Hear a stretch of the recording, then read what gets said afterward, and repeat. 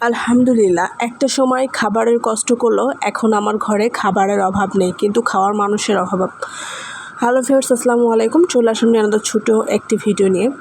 যাই দিন ভালো আসে দিন খারাপ, আসে দিন ভালো যাই দিন খারাপ। সবার এক সময় একই রকম যায় না, সময় কিছুটা হলেও পরিবর্তন আসে।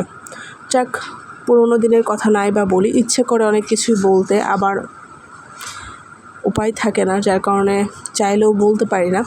সকালে উঠে তো ডিম ভেজে নিয়েছি, সাথে চা করে নিয়েছি, ছেলেকে নিয়ে নাস্তা করে নিলাম। এখন এই তো দুপুরে, যেহেতু কালকে একবারই রান্না করেছি, খাবার আছে, দুপুরের খাওয়ার ঝামেলা নাই। ভাবলাম নাস্তা আইটেম কিছু আর রাতের জন্য কিছু রান্না করে ফেলি। যে কথা সেই কাজ। এখানে হালিমের জন্য মাংস বের করে নিয়েছি, 250 গ্রামের মতো হবে হয়তো।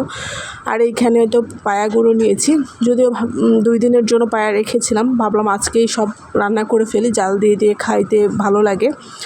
যে কথা সেই কাজ। এখানে পেঁয়াজ কুচি নিয়ে নিয়েছি বেশ 1 কাপের মতো, সাথে আদা রসুন পেস্ট পরিমাণ মতো, ধনিয়ার গুঁড়ো, মরিচের গুঁড়ো, হলুদের গুঁড়ো, সাথে ছিল গোটা মশলা। সব কিছু তেল একত্রে দিয়ে আমি তো হাতে মেখে পরিমাণ মতো পানি দিয়ে বসিয়ে দিয়েছি। আর এইদিকে আমি হালিমের জন্য বেরেস্তা করে নিচ্ছিলাম। এখানেও 1 কাপ পরিমাণ পেঁয়াজ নিয়ে নিয়েছি।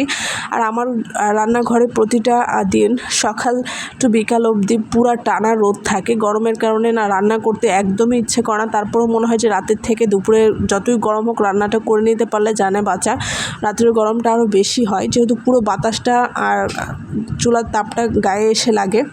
তো পুরো হালিমটা যেহেতু রান্না করবো, যার কারণে পুরো মশলাটাই দিয়ে নিয়েছি। আর এই তো মাংসগুলো দিয়ে নিচ্ছি। মশলাটা কষানোর পরে, যেহেতু মানুষ 2 জন, একটু ঘন করে রান্না করলে 2 দিন অন্তত খাওয়া যায়। আর আমার কাছে প্রতিদিন রান্না করতে না গরমের মধ্যে মোটেও ভালো লাগে না। আর একটা বাচ্চা সামলিয়ে কাজকাম করা কতটা যে কষ্ট বাসা বাড়িতে থেকে। যারা আসলে নিজেদের কাজ নিজেরা করে তারাও অন্তত বলতে পারবে, ছোট বাচ্চা নিয়ে। আর যাদের হেল্পিং হ্যান্ড আছে তাদের তো কোনো কথাই নাই। আরামের সংসার, আরামের জীবন আমি মনে করি, কারণ অর্ধেক কাজই তারাই করে দিয়ে যায়।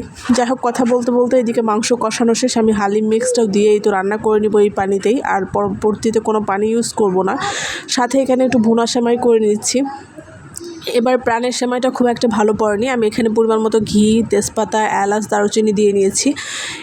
যেহেতু শুকনো সেমাইটা আমার কাছে দাঁতে ভুকে খিলখিল লাগে, যার কারণে ভালো লাগে না। তবে আমার ছোটো ভাই এই সেমাইটা আবার খুব খেতে পছন্দ করে, শুকনাটাই। তো আমি এখানে লিকুইড দুধ ইউজ করি, যেহেতু লিকুইড দুধ না থাকায় যে পানি দিয়ে আমি সেমাইটা রান্না করে নিব। চিনি, গুঁড়ো দুধ আর নারিকেল সব কিছু দিয়ে। তো দেখা যাচ্ছে যে একটু শক্ত শক্ত থাকলে ভালো লাগে খেতে, কিন্তু সেমাইটা বারে বারে মানে নরম হয়ে যাচ্ছে। আর এই যে এদিকে ঘরের অবস্থা, ছেলে প্রতিদিন মানে এমন অবস্থা করে রাখে, মানে আমি হাঁফসিয়ে যাই, আসলে আর পারতেছি না। যাই হোক, অফ ক্যামেরায় ঘর বাড়ি গুছিয়ে নিয়েছি। তো আজকে ভিডিও এ পর্যন্ত। সবাই ভালো থাকবেন, সুস্থ থাকবেন। আল্লাহ হাফেজ।